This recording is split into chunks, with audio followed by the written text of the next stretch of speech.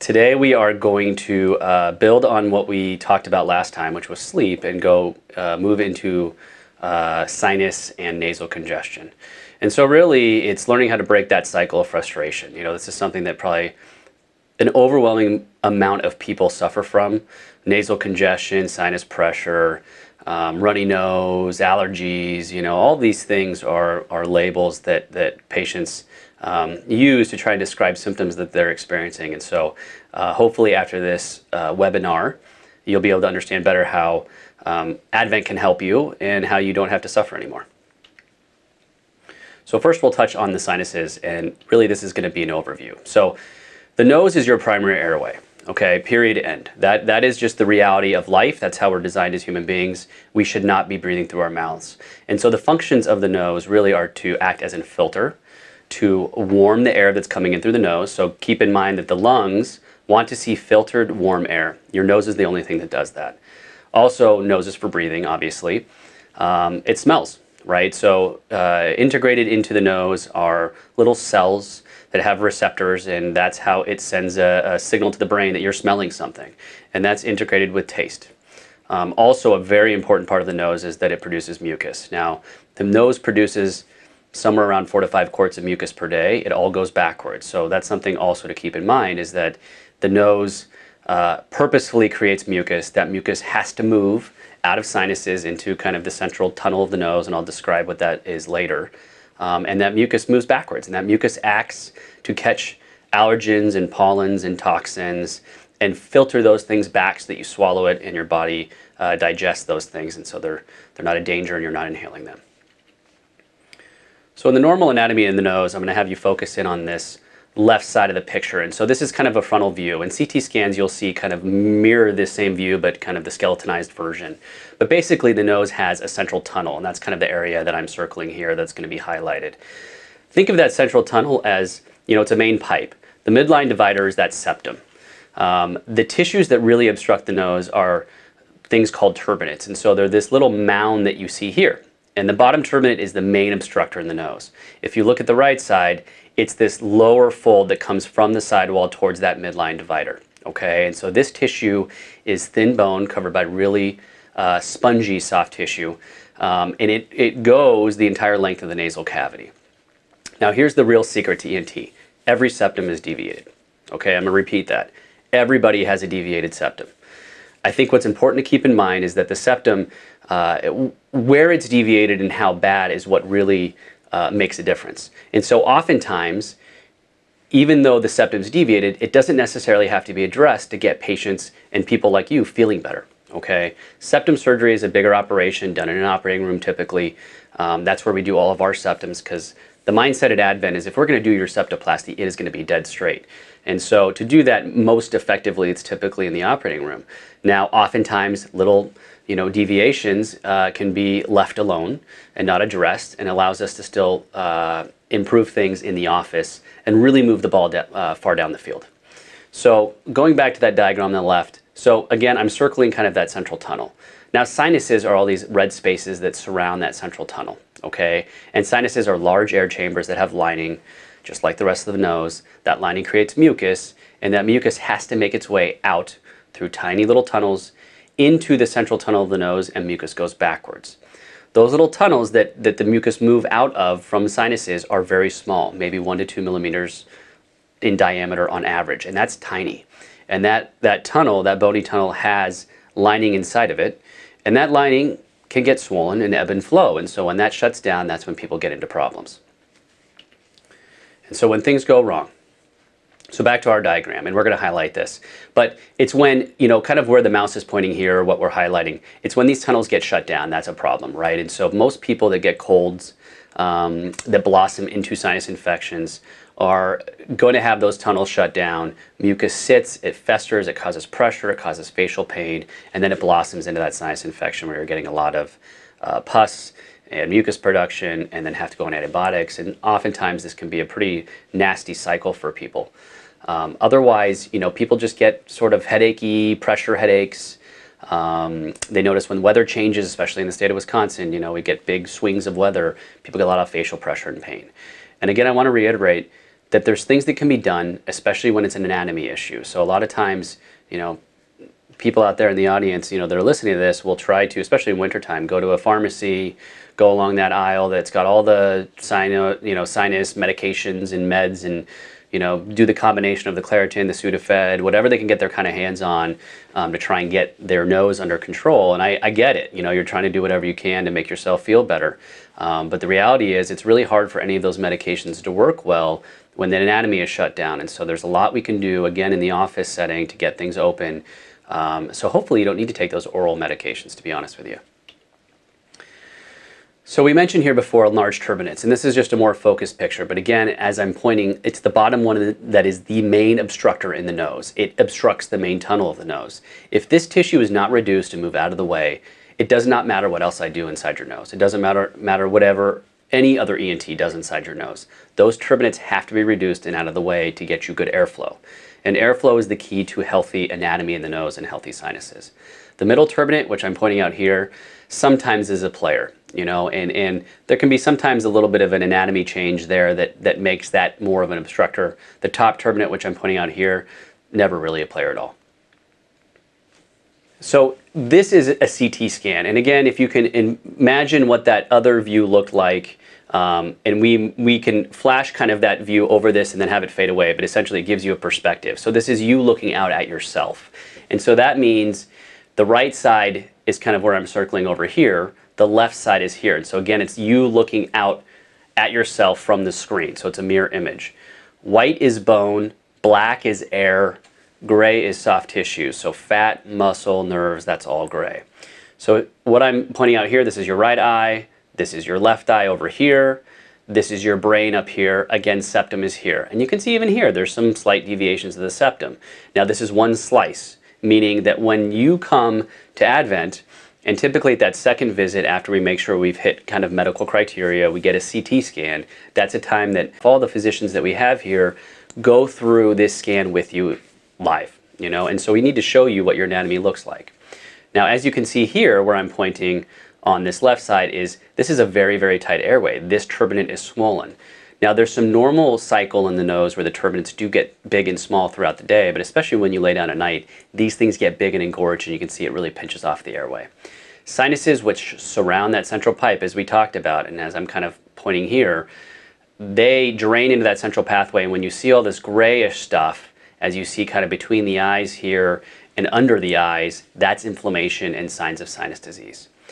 Now, after being treated with balloon sinuplasty, what you see on the right hand of the screen is much more aerated sinuses, so lots more black on white. That's good, okay? Also, these turbinates are smaller and more reduced, and you see more black between that turbinate and that septum.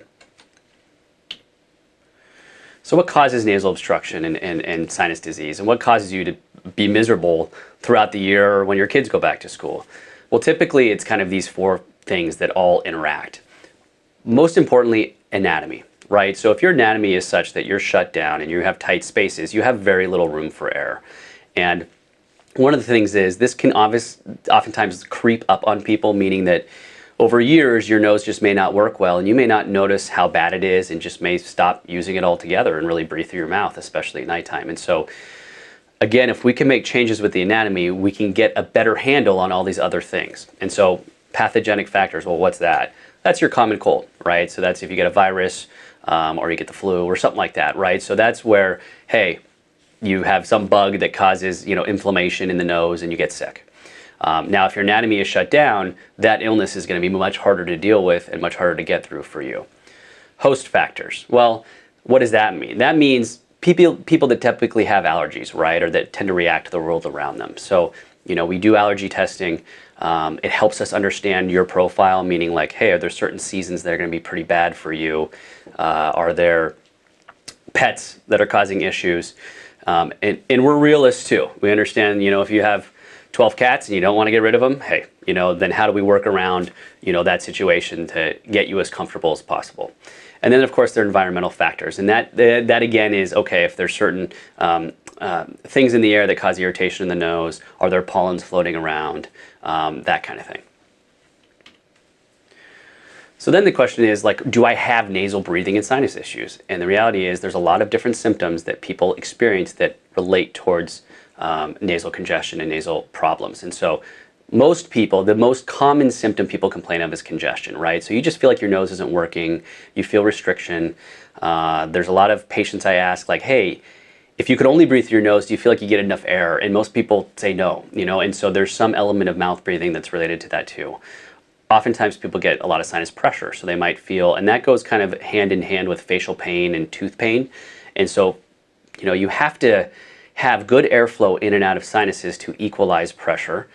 When that's not happening, when there's weather changes, things like that, people start feeling pain or tenseness, and they can kind of push on their sinuses and give themselves relief. Otherwise, headaches. So headaches can be worsened by sinus problems, and what I mean by that is there are plenty of people out there that have migraines, and there's lots of things that cause headaches. And I think that we always want to be very transparent and clear about, I don't know if every headache's going to go away forever, and I never promise that. But certainly if sinuses are a contributing factor, we can address those issues and hopefully improve those headache symptoms. And if it halves the amount of headaches you get or decreases your migraines, great. That's a win, I think. Thick postnasal discharge. So remember I mentioned that all the mucus goes backwards. And it's when that mucus doesn't flow appropriately in the nose that it starts to thicken. And so that can be a sign that you're having some sinus issues. Cough, of course, we talked about tooth pain, ear fullness pressure. So there's a lot of people out there also that complain of ear plugging. And the problem is that turbinate tissue, as I pointed out previously, runs the whole length of the nose. If you're not getting good airflow back to where that eustachian tube lives, which it lives at the very back of that nose, and if that turbinate is sitting there obstructing that eustachian tube, it can cause fullness and pressure in people that have what's called eustachian tube dysfunction. And then there's the last thing is just cold-like symptoms, right? Do you ever feel like you're really breathing well through your nose? Wake up in the morning, breathing through your nose, not hacking up a bunch of phlegm, that kind of thing. So what makes Advent different? So we specifically look to break that cycle. And what that means is, okay, well, you have a problem and we listen and we believe you, okay? We understand what's going on and we try to take action. We try to do something because something in our minds is better than doing nothing. And a lot of people that see us have seen primary care physicians, other ENTs to be honest with you, and have been told to just use sprays and rinse and that's it. And maybe you've had a CT scan and it didn't look bad at that particular time and your symptoms are dismissed or minimized. And I think that here, again, it's willing to do something rather than do nothing. And so we try to help you stop having to diagnose yourself, go to the pharmacy aisle, medicate as best you can, to continue to experience those same symptoms. Obviously, told that you don't have a good option, don't feel heard, right? That's the cycle we're trying to break. So first off, we evaluate. So the breathing triangle basically implies that you have 3 holes that you breathe through, right? You have 2 nostrils, you have 1 mouth. Now, as I mentioned, your mouth is not for breathing. So really, you have 3 holes you can breathe through, 2 holes you should breathe through, okay? Blockage in one or more of these passages really does decrease and diminish the quality of your life. Obviously, if your mouth is closed and you can never open it, that's a problem. If your nose is plugged and you're only breathing through your mouth, definitely decreases your quality of life. Obviously, if all 3 are plugged, we've got a serious problem on our hands. So what we do is we fully evaluate the breathing triangle, right? So it's critical from our standpoint to really find the root cause of your issues. Hey, I understand that you have lining in your nose, you have allergies, maybe other things that play a role, but if your anatomy again is shut down, trying to treat those other things is like throwing sand at the beach. It's not going to make a huge difference. And so we have to look in your nose with a lighted camera. It's called the fancy term is a flexible or a diagnostic endoscopy. And this is typically done at your first visit. Really a good way for us to evaluate the full anatomy inside the nose. Typically at that second visit, when we make sure that, if there's medical criteria that needs to be met or that you need to try first to see if it's going to help you, then we get a CT scan. This is done in the office. It's a very wide open CT scan. And really it can identify issues that minimize your airflow. So if I were to operate on you and not have a CT scan, I'd be going in blind. This is like having a blueprint. I need to know what's going on. I need to evaluate everything. And so this is essential to really see your sinuses because that little scope cannot see into those little passageways and evaluate your sinuses. This is the best way to do that.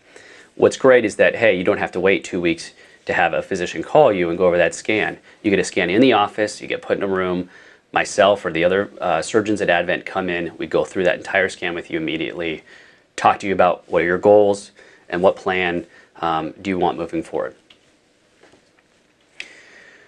So Advent was the first in Wisconsin to use the latest and best technology. The CT scan, this gives you kind of an idea about what that CT scanner looks like. Really, it's open, it rotates around you, it takes maybe 30 seconds or so to get a good image. The image on the right is meant to give you kind of a sense of what that is going to look like on the back end, and what we go through with you. Step 2 is breathe. So one option always is do nothing, right? You talk to the physicians, you decide, hey, this isn't for me, I'm not going to do anything, and that's an option. Everything we do and talk about today, or when you come in, is all about options.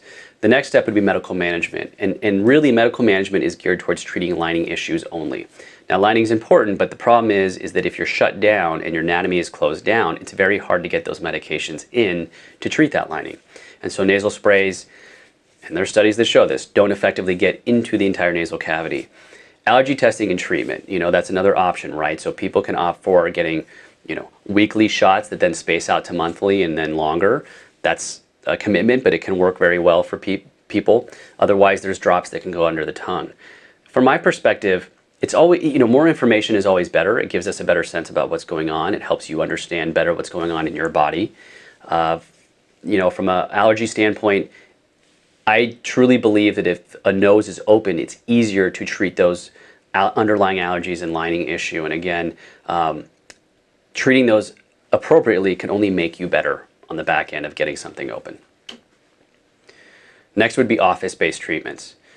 And this is where I think Advent really, really differentiates itself from everybody else that's out there. Other than kind of a process that we go through with patients so that they understand what we're doing and when we're doing it, it's really our office-based procedures, because at other places, this really isn't an option. Physicians' offices aren't set up for office-based procedures. The hospital systems don't want doctors doing things in the office. They'd rather have them go to the operating room. And the reality is, for a lot of people that are out there and maybe listening to this, maybe your symptoms you don't feel are bad enough to do something where you have to jump to an operating room and take that time off, go through surgery. And that's scary for a lot of people. And I get that. And we get that. And so really, this is a level up that can move the ball very far down the field while also giving you, minimal downtime and no pain medication. So with office-based balloon sinuplasty, this is really geared towards trying to open up those sinus passageways, those little tiny, tiny tunnels. And the way I use an analogy is we widen the neck of the hourglass, okay? And it's expanding a bony canal so that your airflow is both improved into the sinuses and mucus flow is improved out. As you can see with the picture on the right, this gives an idea of a balloon up into that frontal sinus. So that's the forehead sinus.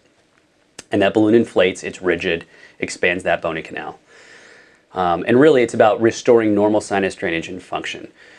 Now what I tell people is, hey, from a recovery standpoint, it might be worth taking that day off. It would be, and some people take 1 to 2 days off, but it's really up to the patient.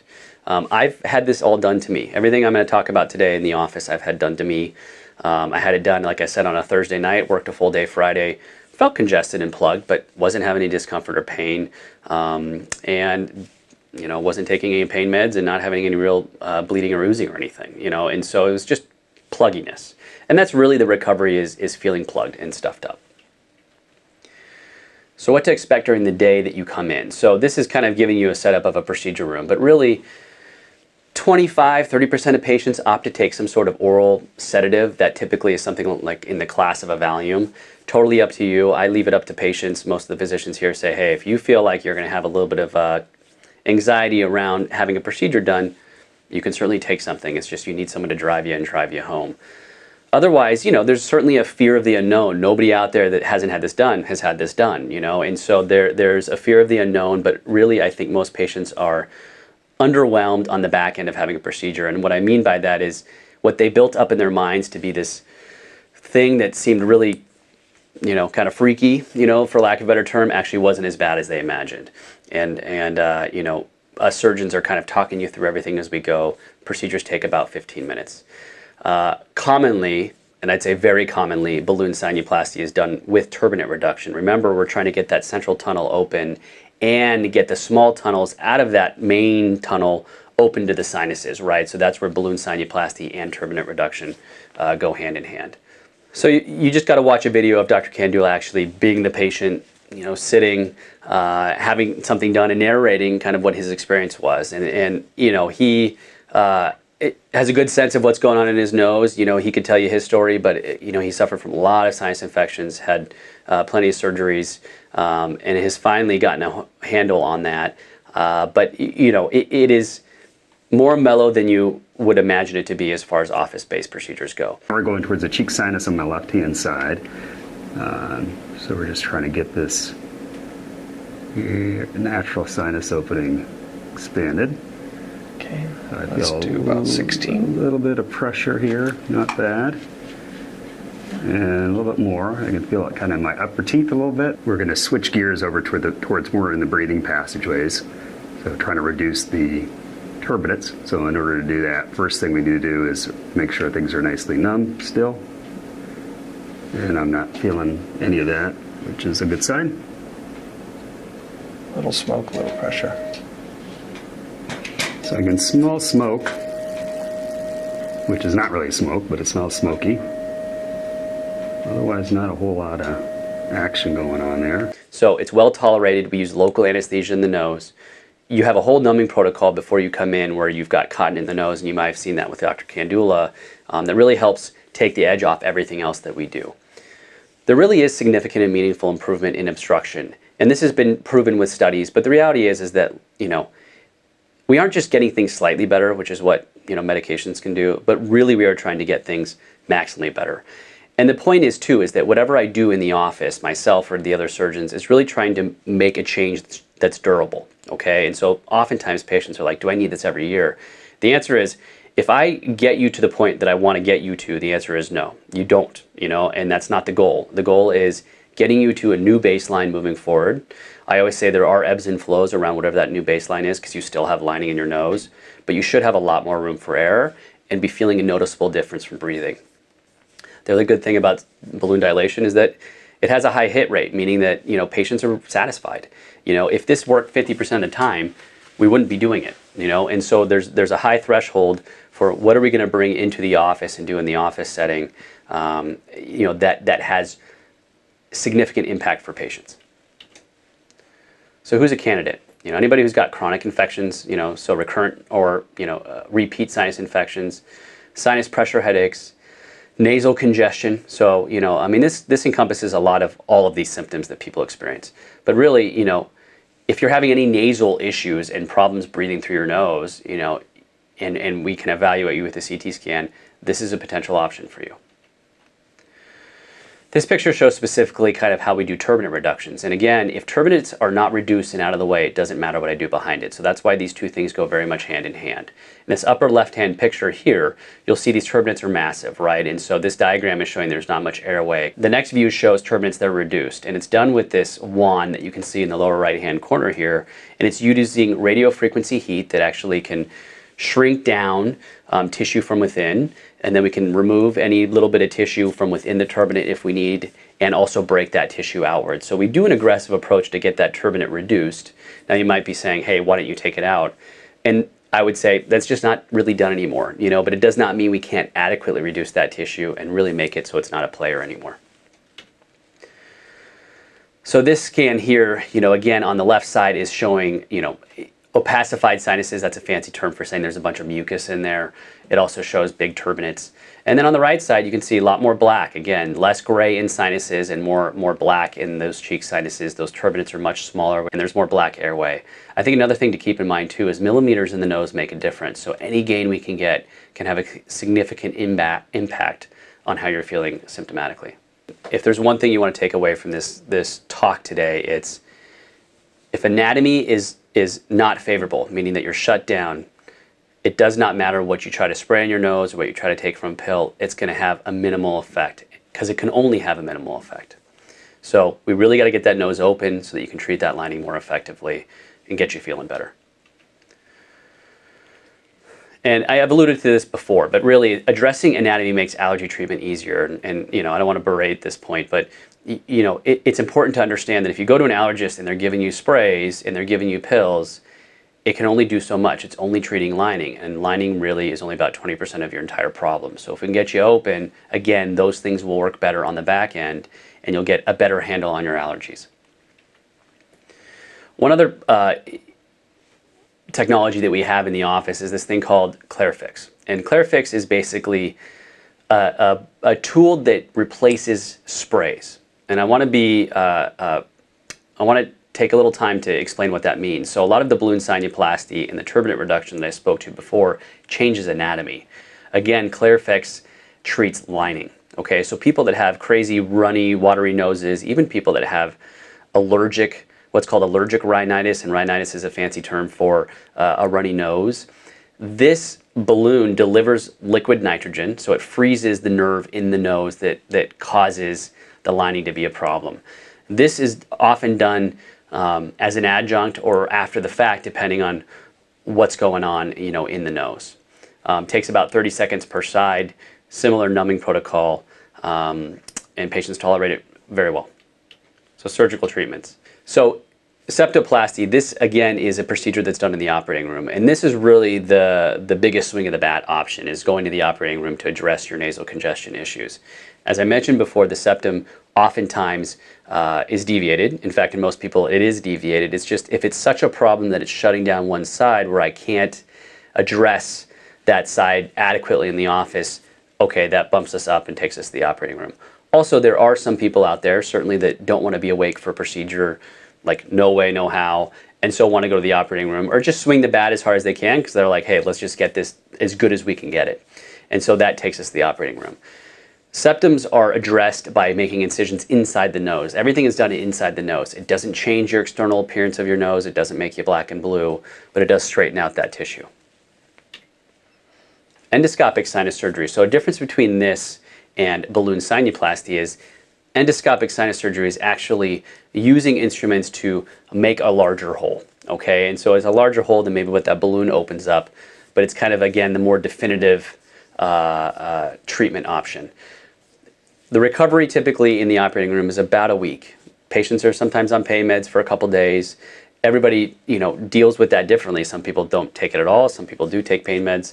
But usually I tell patients, hey, prepare to take about a week off work just to start feeling like you're, up to going back and getting back on with your life.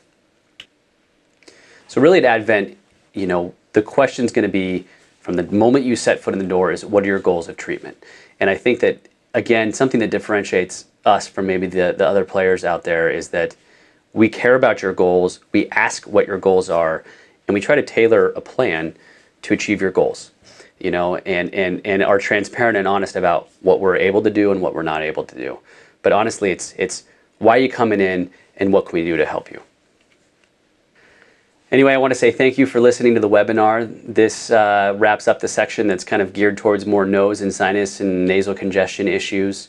If you have any questions, please don't hesitate to call, reach out to us, and we look forward to seeing you soon.